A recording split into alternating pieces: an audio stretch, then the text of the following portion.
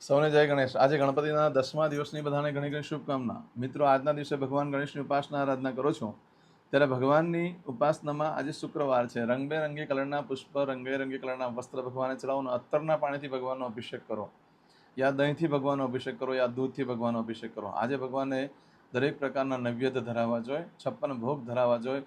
એનાથી ભગવાન ખૂબ પ્રસન્ન થાય છે। ખાટી મીઠી વસ્તુ ભગવાનને અર્પણ કરવી જોઈએ।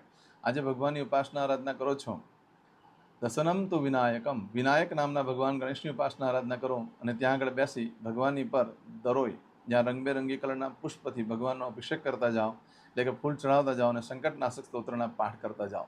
ભગવાન એટલી સુખ સમૃદ્ધિ આપે છે, લક્ષ્મીની પરમ કૃપા પ્રાપ્ત થાય છે, કારણ કે ગણેશજી લક્ષ્મીજીના પણ પુત્ર છે એવી કથા છે।